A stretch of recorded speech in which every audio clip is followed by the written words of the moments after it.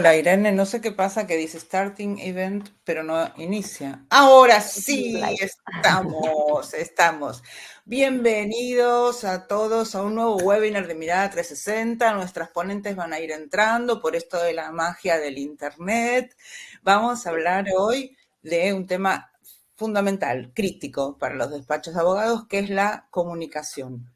Dicen que si no comunicas no existes, pero si comunicas mal es bastante peor.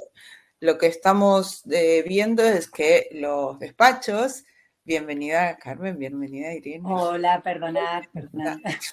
Los despachos necesitan ser conocidos y los abogados conocidos por sus públicos, reconocidos como expertos en lo suyo, caerle bien a sus potenciales clientes, socios y abogados y ser recordados.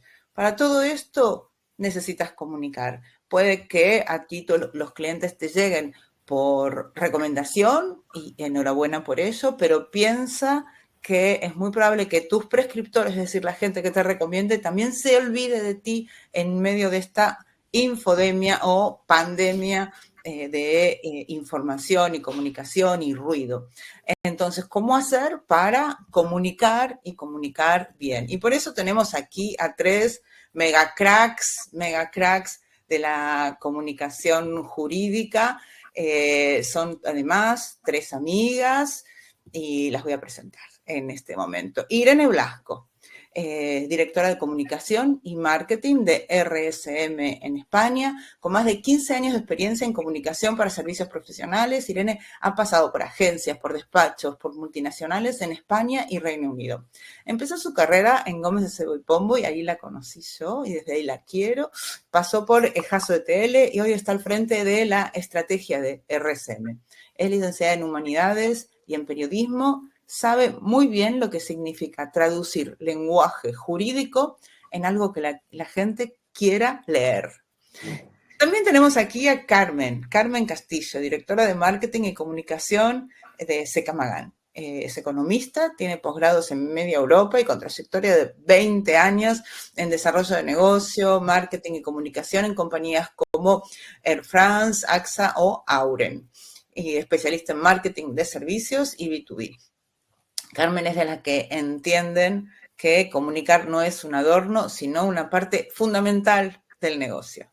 Y tenemos también a Catalina de Pablos, directora de Marketing, Desarrollo de Negocio y Comunicación de Auren. Tenemos una ex de Auren y una actual de Auren. Catalina fue abogada durante 15 años antes de dar el salto al marketing jurídico. Desde 2014 ha liderado la comunicación en despachos como CMS, Broseta, Verdenberg y ahora está en Auren, que es una firma multidisciplinar. Es decir, tiene formación de sobra, tanto en derecho como en ventas y comunicación, y sabe perfectamente de qué hablan los abogados y cómo hacer que el resto del mundo los entienda. Pues aquí estamos. Vamos a empezar con un tema importante que es las relaciones con los medios. A todo el mundo os recuerdo que a continuación de este webinar, que termina a las 10, vamos a tener uno con periodistas. Y este es un tema central. No es el único en la comunicación, pero es central si quieres ser reconocido como alguien influyente en tu especialidad. Los medios no son un canal, son un entorno. Y no todos los despachos saben moverse en él. Empezamos por lo más básico, pero también lo más difícil. ¿Cómo lograr que te escuchen y te tengan en cuenta sin pagar por aparecer? Vamos a empezar entonces a hablar de las relaciones con los medios con Carmen. Carmen, cuéntanos con realmente el éxito de Secamagán. ¿Qué buscan realmente los periodistas en los despachos de abogados? Bueno, hola, buenos días a todos. Perdonad, porque la tecnología a veces nos juega malas pasadas y a mí hoy me la ha jugado en la entrada. Bueno, pues el tema de los periodistas y tal nos lo van a contar muchísimo mejor desde el punto de vista de ellas, pero en mi experiencia en Secamagán, los periodistas lo que quieren primero es que los despachos demos. O sea, es que muchas veces tenemos que dar para lo que luego recibir, ¿no? Como dicen el periodista, que para que se acuerde de ti, tú previamente tienes que dar. ¿Y qué tenemos que darle? Pues lo que quieren, que realmente yo creo que son temas para ellos publicar, porque un periodista al final, no olvidemos que la información es día a día y tiene que tener un tema prácticamente ya cada día o uno o dos diarios. Entonces hay que promoverles de temas. ¿Qué temas le interesan? Pues sentencias relevantes, operaciones, temas ligados a la actualidad. Y luego lo que también buscan es cuando ellos tienen una necesidad, pues porque ha surgido algún tema y necesitan la opinión de un experto, que es lo que los abogados además le damos, credibilidad, ¿no? Una opinión de experto, pues necesitan rapidez. Rapidez en atenderlos. Fundamental. Bueno, Irene, ¿tú cómo lo ves desde RCM? ¿Cómo logras que te citen sin pagar por publicidad encubierta, ¿no? Ya empezamos con Carmen hablando de una relación de primero dar, luego pedir. ¿Cómo se construye esa relación de confianza? Pues bueno, precisamente, o sea, yo creo que lo importante, esto no es un intercambio de información, ¿no? Yo creo que es muy importante el construir esa relación que ya venía apuntando Carmen. Al final, nosotros somos colegas de profesión muchas veces, nosotras estamos en el lado de las firmas y de la comunicación corporativa y ellos en el lado de los medios, pero al final yo sí que lo veo como que es una relación bonita en la que nos necesitamos los unos a los otros, en el sentido de las firmas, darles la información, que Carmen la ha explicado muy bien, y nosotros también los necesitamos a ellos pues para tener esa notoriedad, el que se nos mencione, el que se cuente con nosotros y el ser jugadores, ¿no? Pues dentro de este entorno del que estamos hablando. Entonces yo creo que es fundamental la relación y no una relación de llevarse muy bien, que también, o sea, al final te puedes llevar fenomenal, pero esa relación de estar ahí cuando te necesitan y de trasladar eso dentro del despacho, porque yo creo que todos pecamos un poco de mirarnos el ombligo y yo voy cuando lo necesito yo, pero también los abogados y los profesionales tienen que estar cuando el periodista los necesita a ellos. Entonces, al final creo que construir una relación a medio plazo, a largo plazo, que no solo se trate de acciones puntuales, sino que ellos puedan contar contigo para que tú luego puedas contar con ellos. Y como todas las relaciones, ¿no? Es más que tormenta de un día, lluvia fina cada día y nunca fallar, nunca fallar. Catalina, ¿tú qué nos podrías contar sobre los errores? ¿Qué es lo que hacemos mal los despachos? Bueno, yo creo que muchas de las cosas ya están relacionadas con lo que han dicho mis compañeras, ¿no? Pero yo me había mentalmente hecho la idea de que son 4 los errores habituales, ¿no? Por un lado, el ser reactivos y no proactivos, pues eso, no construir una relación previa y el directamente ir o a que te publiquen o a decir, oye, que esto que me has publicado está mal sin que haya una relación previa, y en eso han incidido mis compañeras antes. Luego, muy importante, no tener en cuenta la inmediatez de la prensa, como también subrayaba Carmen, o sea, es muy importante ser ágiles cuando nos hacen una petición y sobre todo cumplir plazos y entender que muchas veces si hay un tema de actualidad y tiene una urgencia, pues estar ahí, pues eso hace que profundices en la relación y que luego también te tengan en cuenta para otros temas. Y luego yo creo que una cosa muy importante es el no enviarles solo lo que queremos que publiquen, sino que muchas veces también en nuestra experiencia ayuda mucho el darles ideas, ¿no? No solo decir, oye, públicame este artículo de opinión, sino decir, oye, ha salido este tema, creemos que estaría súper bien hacer un reportaje con este enfoque en el que podemos participar varios despachos. Entonces, ayudarles en la creatividad, ¿no? Que al final los periodistas van como van y muchas veces no tienen tiempo de pensar, pues ayudarles en eso, importante. Y luego, el clásico que yo creo que sufrimos todas, y yo como estoy a caballo entre comunicación y abogado, pues siempre me hace mucha gracia cuando ve a la gente del equipo periodista lidiar con abogados, y es que muchas veces enviamos o los abogados pretenden que enviemos piezas demasiado técnicas, ¿no? Y legibles. Y ahí pues está la función de comunicación, de traducir lo técnico jurídico a lo técnico comunicación. Yo siempre le digo a la periodista que tengo en el equipo que al final, oye, tanto abogados como periodistas, digamos, vivimos de la palabra, ¿no? Lo que pasa es que con finalidades distintas, entonces ellos quieren ser puristas en un sentido, comunicación en otro, entonces, bueno, pues hay que lidiar ahí para filtrar y hacer que al final el público entienda esas piezas. Y es fundamental esto que decías de traducir, ¿no? De abogadez a humano y cambiar el enfoque también, en lugar de escribir para impresionar a colegas, amigos, a novias, novios y suegras, escribir para ayudar, para dar pistas a la gente sobre por dónde van los tiros, sin regalar aquello que quieres luego vender, ¿no? Y en las notas de prensa también solemos fallar mucho porque seguimos mandando nota de prensa como si fuera el siglo pasado, ¿no? Muchos despachos escriben para sí mismos, no para los medios. Y un error que yo veo muy frecuente es que los socios confunden lo que es muy importante para el despacho con lo que es relevante para los medios, especialmente para el público de cada medio, ¿no? Y a mí me gustaría que vosotras nos contarais qué distingue una nota que entra de una que no pasa del asunto del email y que te borran sin abrir. Irene, para ti, las claves de una nota de prensa para que sea publicada, ¿cuáles son?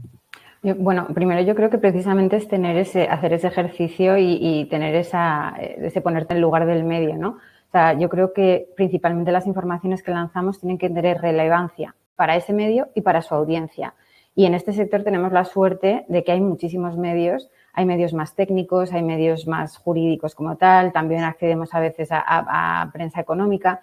Entonces yo creo que hay que hacer ese ejercicio. Si un texto o un artículo es muy técnico, o sea, tienes medios determinados a los que puedes mandar ese artículo y te lo van a coger con los brazos abiertos porque al final su target son abogados in-house, o sea, gente que va a entender y que de hecho requiere ese lenguaje técnico, ¿no? Pero si vamos a prensa jurídica, yo también muchas veces lo que le digo al equipo es, si no lo entendemos nosotras, no vale, porque si nosotras no entendemos ni el título, la gente que lo lea tampoco lo va a entender. Entonces, ahí es el ejercicio ese de adaptarlo y traducirlo un poco, como dices tú, Lili, del abogadil al humano. Entonces, yo creo que es un poco tener en cuenta este ejercicio. Todo el contenido cabe de una forma o de otra, en un medio o en otro, pero el no confundir y el tener nuestros departamentos muy claro qué contenidos son para unos medios y cuáles para otros. Y luego también el contexto. O sea, ahí por lo que dices tú hay veces que algo es muy importante para la firma, para el despacho, y entonces creo que también en comunicación tenemos que darle esa vuelta de, vale, ¿cómo lo pongo en contexto para realmente que esto encaje en el sector o que esto encaje en el momento económico legislativo que tenemos ahora? O sea, yo creo que es lo mismo. Haciendo un buen ejercicio, casi cualquier información se puede adaptar, pero tienes que ponerte en el lugar del medio y de su audiencia para que les interese. Ir más allá de la cuestión jurídica al impacto en los negocios y en la vida de la gente, que es lo que nos cuesta muchas veces cuando nos ponemos nuestro sombrero jurista, nada más, ¿no? Bueno, dejar de mirarnos al ombligo, que es casi un clásico. Conectar, sí. Y conectar.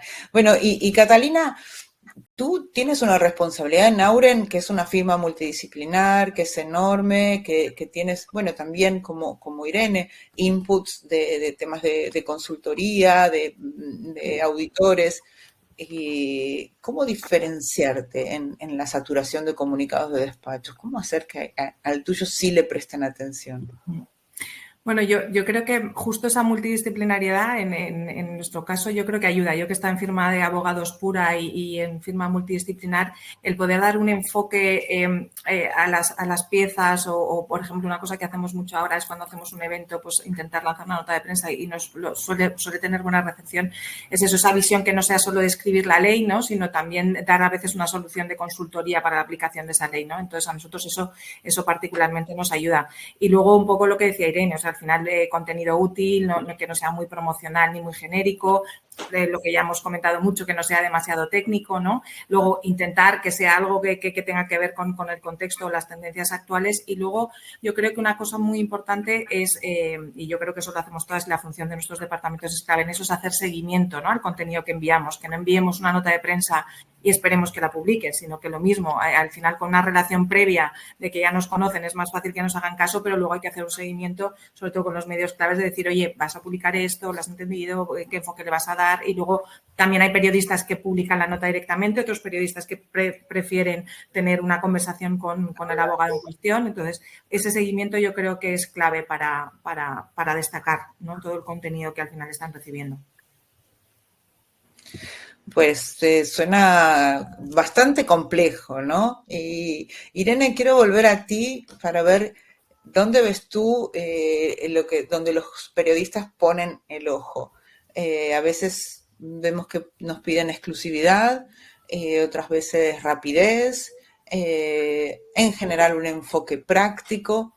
¿Tú cómo ponderas estos requisitos o a veces exigencias de los medios? Pues es que, claro, ahí depende mucho de cada información, ¿no? Porque al final las firmas pues lanzamos información de despacho, de fichajes de socios, de resultados, también lanzamos información pues sobre pues, artículos de opinión. Entonces, al final yo creo que hay que adaptarlo a cada situación, ¿no? Porque es verdad que hay medios y hay tipos de noticias en los que tú sabes que hay medios determinados que valoran la exclusividad, entonces ahí sí que tienes que tomar la decisión si puedes, porque claro, algunas veces incluso ellos ya se están enterando de las cosas antes de que llegue a nosotras.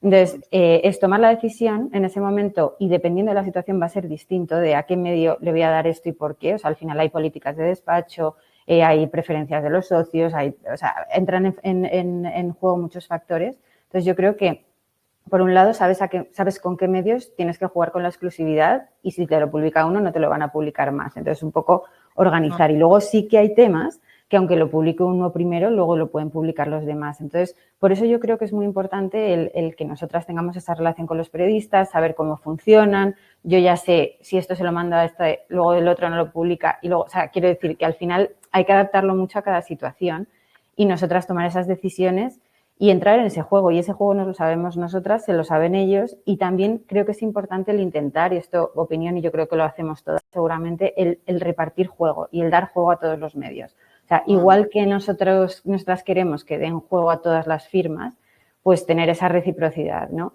Y entonces intentar también darles juego a todos, diría yo. Como todas las relaciones, ¿no? Cariñito, entenderlos y cuidarlos, ¿no? Pero a veces sí que tenemos que dar prioridad a algunos. Y Carmen, a mí me gustaría que tú nos contaras con qué criterio elegís unos medios sobre otros para tribunas de opinión, artículos o notas de prensa. Bueno, a ver, cada medio también tiene un público objetivo concreto y se dirige a, pues depende si es un medio económico o un perfil, si es un medio nacional, otro perfil, si es provincial, si es sectorial, lo que sea, ¿no? Y entonces, en base a eso, por ejemplo, yo pues cuando tengo una nota de prensa o una tribuna, pienso qué es lo que quiero lograr con esa tribuna o con esa nota de prensa o con ese artículo y en base a esto es cuando decidimos en qué medio bien pues puede tener la penetración que queremos o bien le encaja más, ¿vale? A veces tenemos alguna noticia que automáticamente hasta se te viene a la cabeza hasta el periodista del medio porque dice, bueno, es que esto es total para este periodista. Y yo creo que ahí también, pues lo que ha comentado Irene, ¿no? Repartir juego, porque es que al final nos pasa a nosotras, también nos gusta que los medios pidan opinión y vayan repartiendo juego, pues igual, pero al final tienes que pensar qué es lo que vas a intentar pretender con ese artículo, con esa nota de prensa, Y yo, pues, por ejemplo, por concretarlo, que sé que nos están escuchando abogados también de despacho un poquito más pequeño, al final si tú lo que quieres hacer ruido es donde tienes tu despacho, en tu provincia o tal, pues a lo mejor ahí no te interesa tanto salir en un medio económico nacional y sí te interesa mucho más en el de esa provincia, que todos tienen siempre su medio de cabecera y hay que intentar hacer ahí un poquito más de hueco. Qué bueno eso, ¿no? Porque todo parece, también cuando buscan clientes, que todos quieren tener de clientes a las empresas del IBEX, pero a veces es mucho más agradecido y tiene más credibilidad un medio local que un gran medio, ¿no? Ahí siempre tenemos que tratar de bajar el ego y buscar el objetivo estratégico. Y ahora vamos a un temita que me encanta. Vamos a dejar de hablar ya. Después volvemos quizás un poquito con los medios, pero me gustaría hablar de un temita que son los premios y los rankings. Y en un sector donde lo que más tenemos son egos, esto de los premios, ¿no? Cuando le llega al socio. Mamá, me nombraron campeón de Money, pero en Somalia. Sí, no importa, pero bueno, cada vez hay más rankings, más premios, más medallas que se cuelgan en la web del despacho, pero la verdad es que no todo lo que brilla posiciona. Entonces, a mí me gustaría que separemos el reconocimiento que construye reputación del que solo nos sirve para un post de autobombo en LinkedIn. Y entender, porque los reconocimientos son necesarios, son credenciales y en una propuesta de servicios sirve, especialmente después de que nos han elegido, pero sirve muy bien para justificar por qué nos han elegido, pero tenemos que separar para no estar tan pendientes del ego y sí más del negocio. Y me gustaría preguntarte a ti, Catalina, que has pasado por muchos despachos, de muchas tipologías de despachos, nacionales, internacionales, multidisciplinares, nacionales. ¿Cómo distingues entre los premios prestigiosos y los galardones que no tienen credibilidad? Bueno, yo creo que hay dos indicadores clave. Para mí uno es clave y es cuando te dan un premio, si el premio te lo dan, vayas o no vayas a recogerlo. Yo creo que ese es un indicador importante. A recogerlo pagando una mesa 5.000 euros. Entonces el premio es tuyo y realmente es tuyo. No hace falta que pagues una mesa de 4.000 euros para que te lo den. Para mí ese es un indicador importante. Y luego, sobre todo lo que es, obviamente, yo de todos los premios que algunos son más conocidos, otros menos, siempre hacemos investigación de cómo se dan esos premios, ¿no? Entonces, si hay unos criterios técnicos, un jurado técnico diverso, normalmente, idealmente compuesto por asesorías jurídicas internas y mundo académico y despachos, que no solo sean los despachos, pues eso, cuando hay una investigación también con clientes, cuando hay un jurado técnico relevante, eso variado, y eso, sobre todo, no te dan el premio solo por acudir a la cena, yo creo que esos son los criterios clave. Y nosotros donde invertimos tiempo es eso, donde hay una investigación seria, un jurado serio y un proceso serio de profundización en lo que estás presentando. Y sobre todo, y también creo que es importante que no te den el premio sin presentarte, porque al final pueden oír ruido, ¿no?, de lo que haces, pero en realidad el conocimiento profundo de lo que hacen, yo creo que es importante presentar una candidatura seria y trabajada, y también yo creo que ahí es muy importante que hayan departamentos como los nuestros o consultorías como las vuestras que profesionalizan mucho esa presentación. Entonces, creo que es importante presentarte, poner en valor lo que estás contando y que ellos luego hagan un criterio técnico, no que te den premios casi sin conocerte. A mí eso me genera mucha sospecha. Y Catalina, ¿cuáles crees que son los criterios reales? Porque nos volvemos locos con la submission. Los socios antes el momento del análisis, de la investigación de los analistas, empiezan a coquetear con los otros que están en los rankings. A veces mandamos listas de clientes sin avisarles. ¿Cuáles crees tú que son los criterios más relevantes para que, digámoslo, los directorios serios como Chambers & Partners, Legal 500 y alguno más, pero no aquellos, y esto clarísimo lo puedo decir yo, para que nadie se ofende, los directorios como Best Lawyers, que no hablan con clientes y que si no pagas te quitan de la lista, no tienen credibilidad. Pero hablamos de los serios, hablamos de los Chambers, de los Legal. Pues ese era el primer matiz que quería hacer, que no son siempre los mismos. Bueno, los criterios, o sea, yo creo, y ahí también esperemos que no haya ningún cambio, ¿no? Pero hasta ahora realmente el criterio era un criterio serio. Estaba tanto la submission, que es muy importante también trabajarla muy bien y poner en valor tanto lo que es la firma en general, que yo creo que muchas veces ignoramos lo que es o no le damos mucha importancia a la parte introductoria de la firma, que esa es muy importante, y luego el peso de los asuntos que estamos presentando y los clientes. También que haya variedad de clientes de un año a otro, variedad de asuntos, es importante. Y luego ellos lo que hacen es una investigación, o sea, realmente hablan con clientes, es muy importante lo que tú decías, avisar a tus clientes y hacer seguimiento de eso, ver qué han estado diciendo y describir muy bien todas las experiencias. Y cuanto más podamos variar de un año a otro y más proyectos multidisciplinares dentro de lo que son las diferentes áreas del derecho e incluso transaccionales, pues yo creo que es más importante. Ahora, ahí la reflexión es hacia dónde vamos. Hasta ahora era eso y para mí Legal 500 y Chambers son los sitios donde hay que estar, ¿no? Pero es verdad, también sabéis que están habiendo inversiones de capital riesgo en estos directorios, que esperemos que no cambien, pero nosotros sí que vamos notando que está habiendo cierta tendencia ya a rentabilizar muchas cosas, cada vez te ofrecen más productos, cada vez tal. Sí. Entonces, esperemos que, como en el caso de los medios, se siga separando, ¿no? Lo que es la objetividad de una cosa y la comercialización de productos y que no influya una cosa en otra. Sí, es verdad. El mismo fondo de inversión dueño de Best Lawyers compró hace poco Chambers and Partners, entonces hay que ver si mantienen la independencia. Vale. Y Carmen, ¿para ti cómo influye la presencia en los rankings? ¿Serios o no serios? Porque también depende del tipo de cliente. Y hay clientes a los que les gusta que estés, aunque no seas... a clientes, quizás personas físicas, los que un Best Lawyers los re que te convence, pero a otros les da un poco de vergüencita. ¿Cómo influye esto en la reputación del despacho?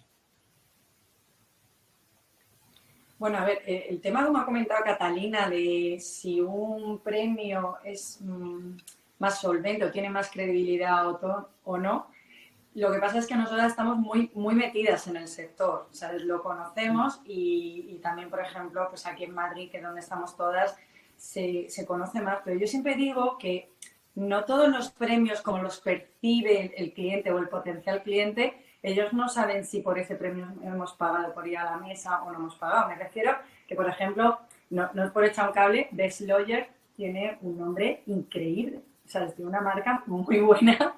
Y entonces, pues yo, por ejemplo, ya sabéis vosotras que soy de Granada, cuando voy allí, alguna amiga me comenta, para ellos tiene la misma credibilidad Best Lawyer que Chamber, que Legal 500, que Leaders League. No saben diferenciar, no es muy legal. Y esto lo considera a los premios. A veces dicen, no, este premio no es prestigioso.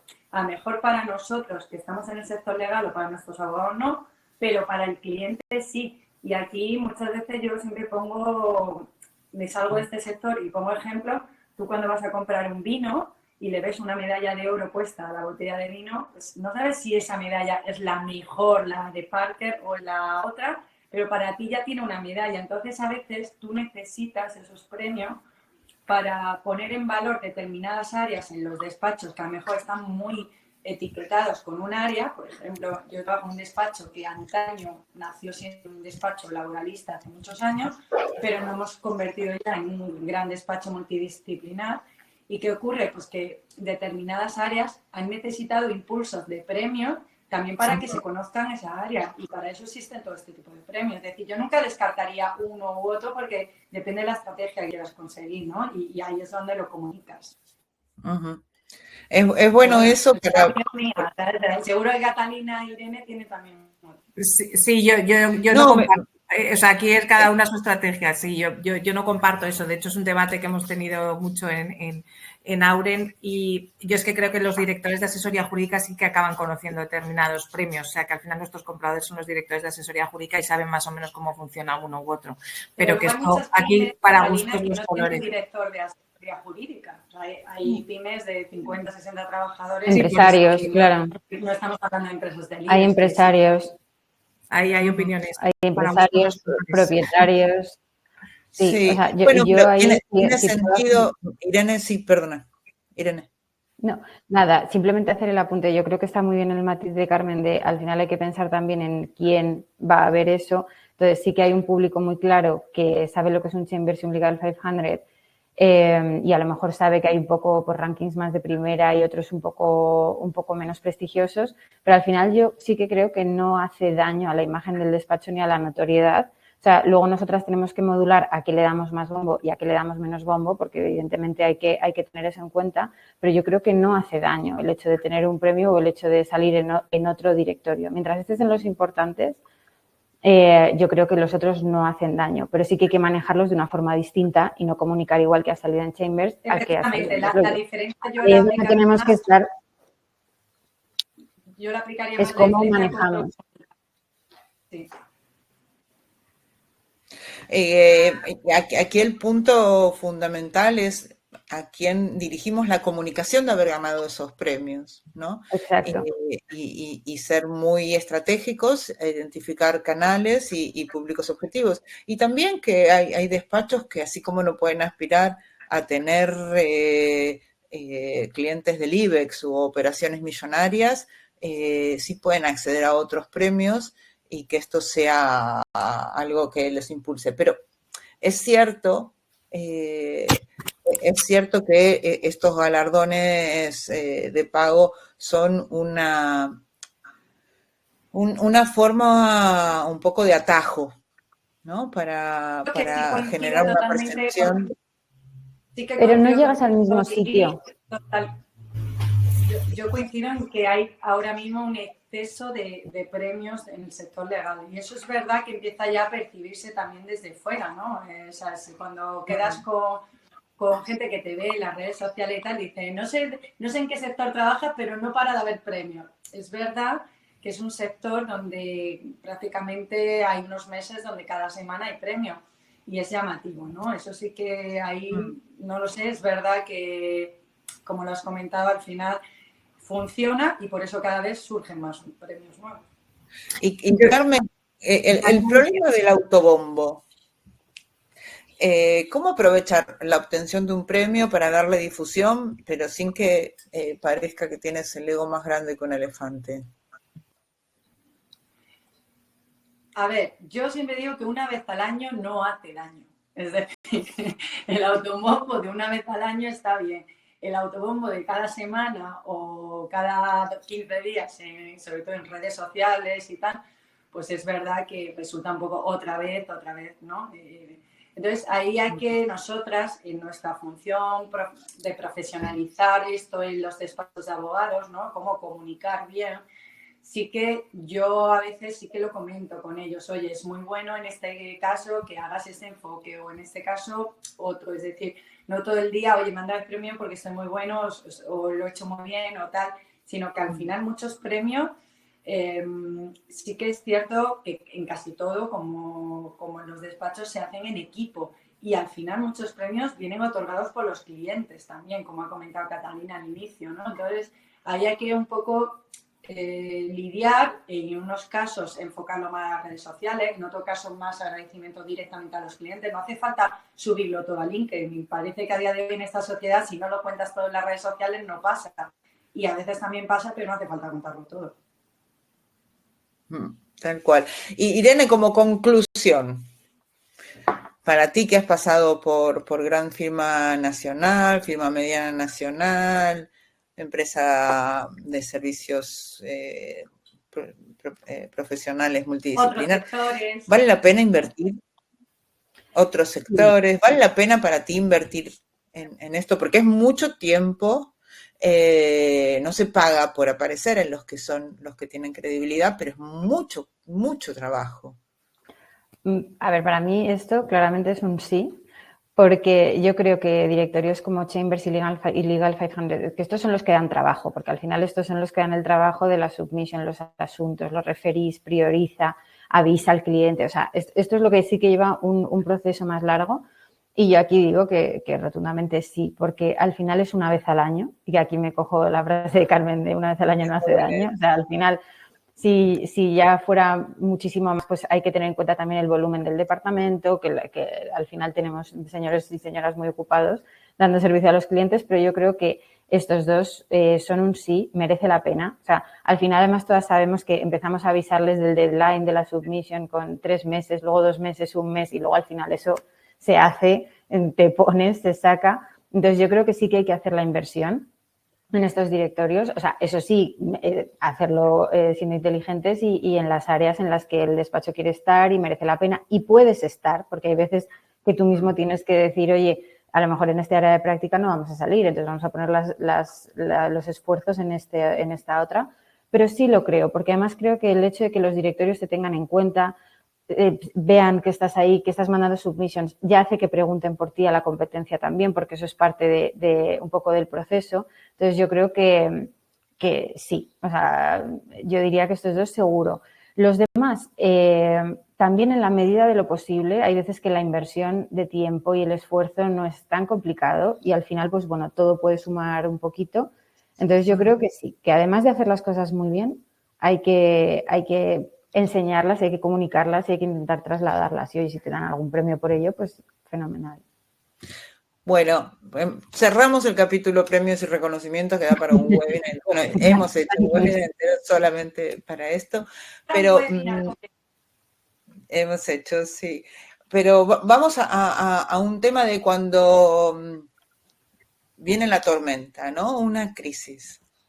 Que en el sector, bueno, no siempre, no es muy frecuente, pero bueno, que varios socios se vayan con su equipo, con clientes, un ciberataque, a veces con robo de datos, algún tema de un cliente que salpica al despacho, conductas impropias de algún socio.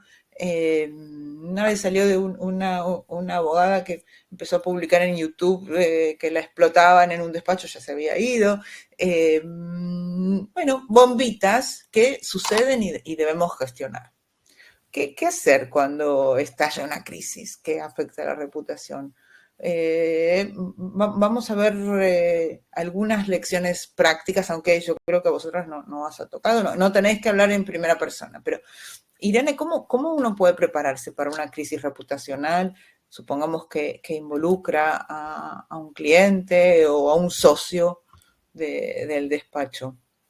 Yo creo que es fundamental el haber preparado un protocolo de crisis. O sea, al final esto puede pasar en cualquier momento y entonces yo creo que es muy importante en el momento que pase el que haya un plan alto nivel, ¿vale? De quién se tiene que reunir a hablar, a tomar decisiones, con quién tenemos que hablarlo, qué conclusiones hay que sacar, pero luego creo que hay que tener mucha cintura porque no es lo mismo para nada una crisis reputacional de un socio o que le toque una de un cliente o que te hagan un ciberataque. O sea, yo creo que el cómo reaccionas tiene que ser muy ad hoc y muy a la situación en concreto. Entonces, creo que también es cuestión de tener preparación porque creo que hay que saber a quién hay que acudir y a quién hay que decírselo y cómo hay que escalar el tema, pero luego hay que tener cintura y tomar las decisiones porque hay muchas veces que la información ya está fuera, con lo cual vas a tener que reaccionar.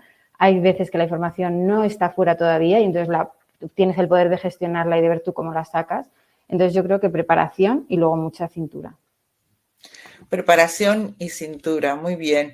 Y también tenemos que cuidar los públicos internos, ¿no? Cuando hay una crisis de fuera. Catalina, ¿tú qué nos dirías de la comunicación interna en caso de crisis comunicacionales? Pues yo creo que es clave tenerla en el radar también, porque es otra forma de controlar el mensaje exterior y la reputación de la firma, porque al final, oye, tranquilizar internamente es importante, yo daría 2 consejos ahí, ¿no? Ser transparentes y ser honestos siempre, porque la incertidumbre, el no ser transparentes genera más preocupación. Y luego un poco en línea con lo que estaba diciendo Irene ahora, o sea, depende de la situación, ¿no? Si es una crisis que ya está ahí fuera y que es pública y notoria, pues obviamente la gestión de la comunicación interna también ha de ser masiva, digamos, ¿no? Y dar todas las explicaciones que haya que dar, hacer los teams con el equipo directivo que haga falta, poner un buzón para sugerencias, lo que sea, ¿no?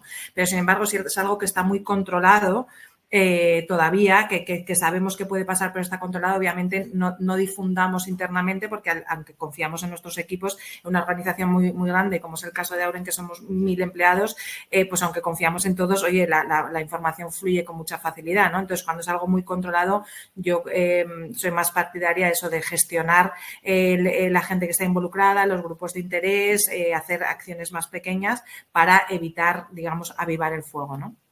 Así que es difícil eso, ¿no? Porque al mismo tiempo uno debe primero contarle a los propios, pero al mismo tiempo cada uno tiene un altavoz en su bolsillo con el móvil y te puede romper toda la estrategia. Y Carmen, ¿tú cómo recomiendas anticiparse a posibles crisis y tener un plan de comunicación de emergencia? No digamos ya de bombas atómicas como que, no sé, que se como cuando se prendió fuego la torre donde estaba Garrigues, eso, pero bombitas de las que pasan. Bueno, lo ha comentado Irene, ¿no? Tener protocolos ayuda mucho, porque en el momento de una bomba o tal, siempre surge un poco ahí el nervio, la gente un poco pues está ahí, sobre todo eso, muy nerviosa y quiere que tú también le digas qué vamos a hacer, ¿no? Que recurren pues, a los directores de comunicación. Es verdad que los protocolos ayudan mucho. Yo en mi carrera he vivido 2 crisis diferentes, pero en ambos casos tenía un protocolo. Es verdad que vamos a ser honestos, tener un protocolo para todo es imposible. O sea, es decir, porque como la comenta Irene, no es lo mismo un ciberataque a la empresa que a lo mejor un tema de acoso, que a lo mejor un tema de un despido, o sea, eso, un tema de marca reputacional. Pero bueno, sí que tener unas líneas claras de quién va a tomar la decisión, cómo se va a informar internamente, si se va a responder o no se va a responder. Esta pregunta es muy clara. Oye, cuando pase esto, ¿damos explicaciones inmediatas o no? Tener claras esas decisiones cuando todavía no ha pasado te permite reflexionarlas, pensarlas y tener ya pues, un guión, ¿no? Que al final es lo que necesitas para poder atajarlo. Uh-huh. Lo importante es tener una estrategia, ¿no? Que si se decide por el silencio sea una estrategia y cuando no se decide por estrategia, en general el silencio es un error, meter la cabeza como el avestruz. El silencio suele ser lo que aplica mucho, creo, pero no suele ser a la larga la mejor estrategia. Ya he mostrado en crisis, no solo de despacho, sino también de otro tipo de empresas. Y es verdad que yo siempre lo digo, al final si tú cuentas tu versión, la puedes meditar, explicar y tal. Pero bueno, a veces es verdad que no queda otra que el silencio, efectivamente. Uh-huh. Bueno, salimos de las crisis y vamos a algo mucho más chispeante como las redes sociales y hasta dónde deben entrar los despachos. Porque en las redes los despachos son un poco convidados de piedra, están, pero los verdaderos protagonistas son los abogados, somos las personas. Cada socia, cada profesional que lleva la firma en su bio, o de algún modo. A mí me llama la atención a veces que dicen mis afirmaciones o mis tweets son solamente míos, no involucran la firma. Y la realidad es que la percepción no admite disclaimer y siempre involucra al despacho. Entonces, ¿hasta dónde debería implicarse el despacho con lo que hacen los abogados en sus redes, que son propias, privadas, pero que a la vez impactan en la percepción que se tiene del despacho? Entrar en debates polémicos, no entrar en debates polémicos.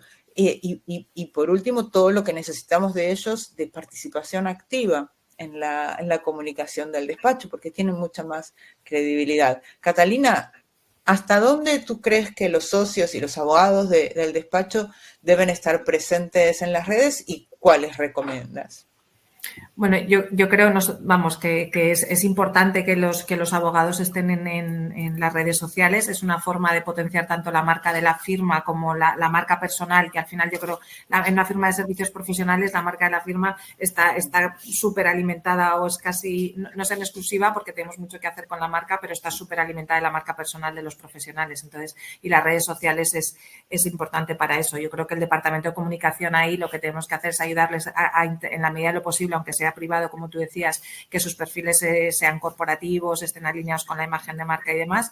Y luego yo creo que la red, y luego también intentar que promuevan los posts, ¿no?, que vamos publicando desde la firma. Nosotros, por ejemplo, tenemos un grupo de WhatsApp donde, como somos muchos, pues al final los posts que nos interesan que promocionen más, pues los ponemos ahí para que estén al tanto, porque publicamos mucho.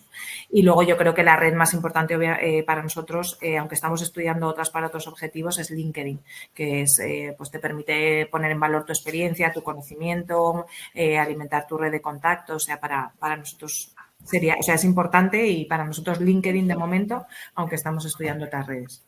Entonces, prioritario LinkedIn. Irene, y a veces nos pasa que los abogados se meten en temas polémicos, ¿no? Y en redes, y esto involucra al despacho, pero por otro lado son las convicciones profundas de la gente, no podemos decirles a dónde tienen que dar. Yo solía decir, no te metas ni en religión, ni en política, ni en fútbol, porque eso siempre, ¿no? Pero la verdad es que después, y a mí personalmente me pasó, cuando algo realmente es importante para ti, y a veces va más allá de la profesión, quieres aportar desde tu pequeño canal de difusión tu opinión sobre los temas. ¿Qué recomendáis vosotros a los abogados para participar en debates polémicos o no en redes? ¿Y cómo?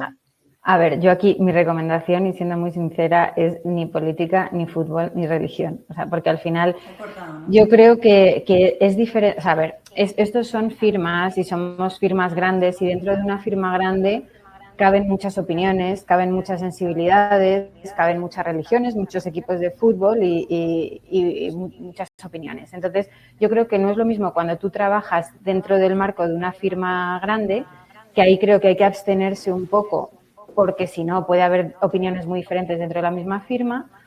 Y otra cosa es cuando tú a lo mejor en tus redes a nivel individual particular, hay redes más personales, ¿no? Como puede ser un Instagram o otro tipo de redes, pues a lo mejor ahí puedes tener más manga ancha para compartir tus opiniones. Pero en general yo creo que hay que estar alineado, y para estar alineado hay que salir de determinados temas y determinados debates, porque no todo el mundo va a pensar igual, por mucho que pertenezcan a una misma firma. Entonces yo ahí recomendaría prudencia.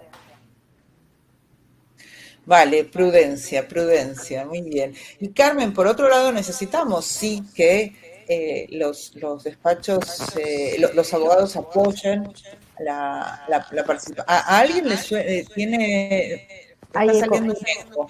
Sí, no sé de quién es, pero cuando no hablemos nos apagamos el microfonito. No sé quién. Bueno. Necesitamos que los abogados participen apoyando. Estoy duplicando, ¿no? A ver, todo el mundo tiene apagado el micrófono. Yo creo que sí. Ahora sí, ahora mucho mejor. Se lo apagué yo a todas. Cómo me gusta mandar y apagar el micrófono. Luego cada una se lo inicia cuando empieza a hablar. Bueno, necesitamos que los abogados compartan, como decía hace un ratito Catalina, que apoyen las publicaciones corporativas. Eso le da credibilidad, eso muestra, porque nadie más que los que están dentro del despacho conocen lo que se vive, y que el equipo tenga orgullo de pertenencia, comparta los contenidos, comparta los logros, muestra que hay un equipo cohesionado, ¿no? Y por otro lado, bueno, los algoritmos hacen que los primeros minutos en cada red, la interacción que generan hace que esto se expanda o quede limitadito. Y necesitamos, no solamente en redes, necesitamos que participen en la comunicación, escribiendo artículos, comentando, dando su opinión, humanizando a la marca. ¿Cómo podemos fomentar y hacer que los abogados entiendan que su participación es importante para generar más visibilidad? Yo no sé si ahora podéis vosotras abrir el micrófono. Sí. Carmen, cuéntanoslo.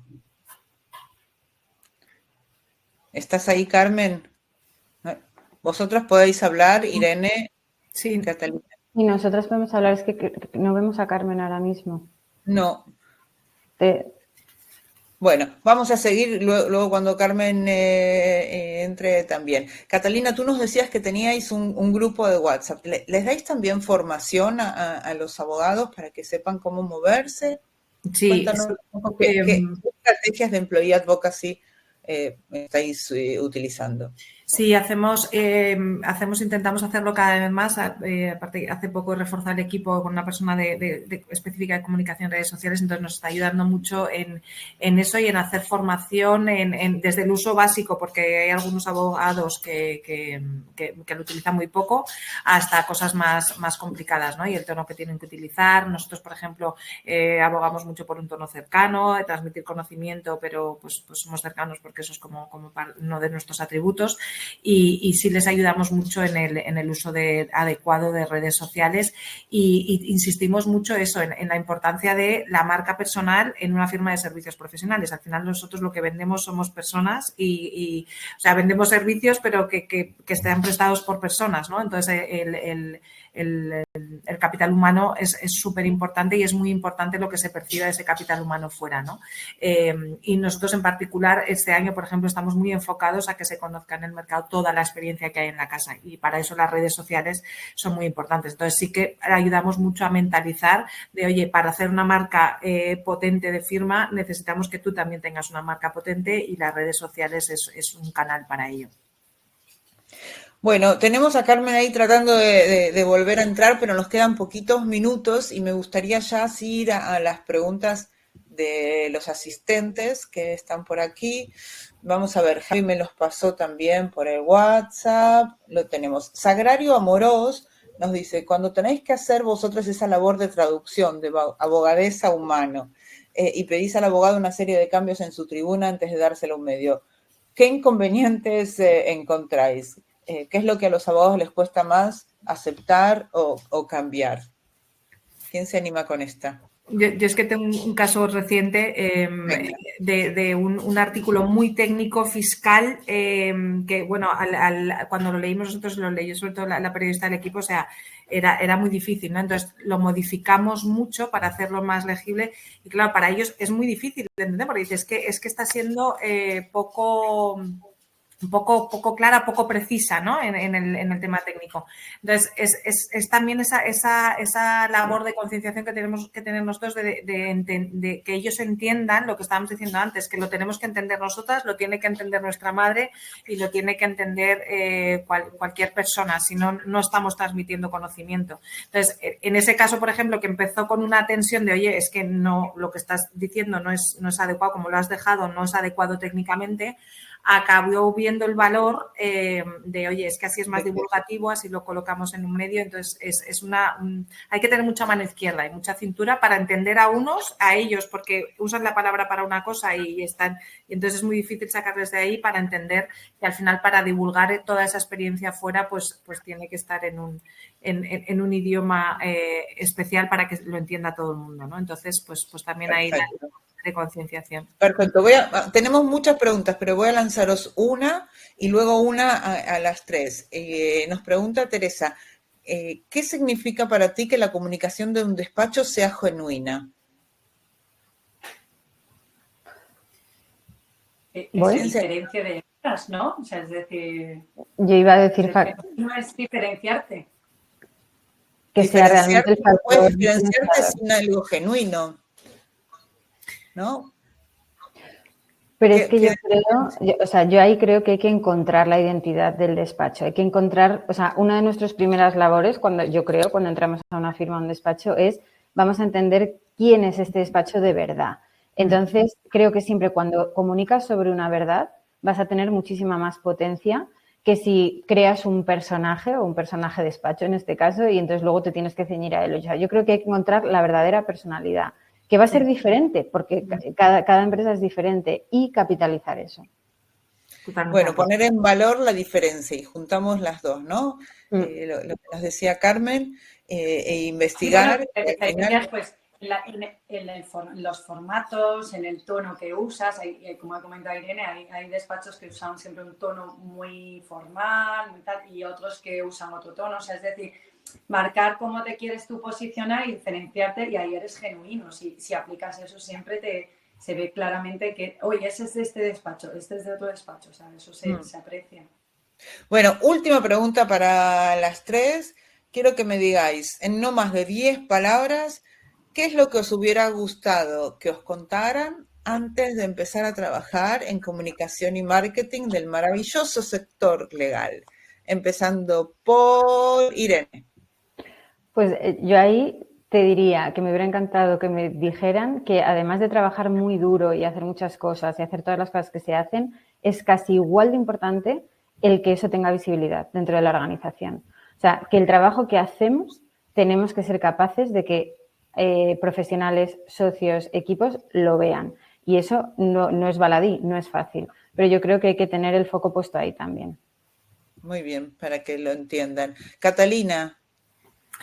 Pues yo creo que me hubiese gustado que me explicaran bien, y eso es lo que he ido adquiriendo con el tiempo, la importancia de tener una relación cordial y construir relación con los periodistas, ¿no? Desde el principio, igual que con los clientes. Yo siempre he estado más enfocada al cliente, pero he sido más de desarrollo de negocio, entonces la importancia de tener eso bien atado y bien trabajado que lleva un tiempo, que no solo son los clientes, sino que los periodistas son muy importantes. También. Y Carmen. Yo coincido con Catalina, que somos dos clientes, los abogados y los periodistas. Y ya por ellos. Bueno, gracias a las tres, nos habéis puesto frente al espejo con muchísima claridad. Si alguien todavía cree que en los despachos es solo hacer una nota de prensa bonita o subir algo a LinkedIn de vez en cuando, que vuelva a mirarse esta mesa redonda. Nos habéis demostrado que comunicar bien es parte del negocio y que hacerlo mal también, pero con consecuencias muy distintas. Así que deseo a todos nuestros asistentes que la comunicación les acompañe y la buena comunicación mucho más. Gracias a nuestras ponentes, la verdad es que hemos aprendido muchísimo y nos preparamos para en nada entrar a la mesa con los periodistas. Los que no tienen el enlace, que lo busquen, que lo ha dejado por aquí arriba Javi. Nos vemos en un rato con todos los demás. Así que muchísimas gracias a las tres. Gracias a ti. Gracias. Gracias. Gracias.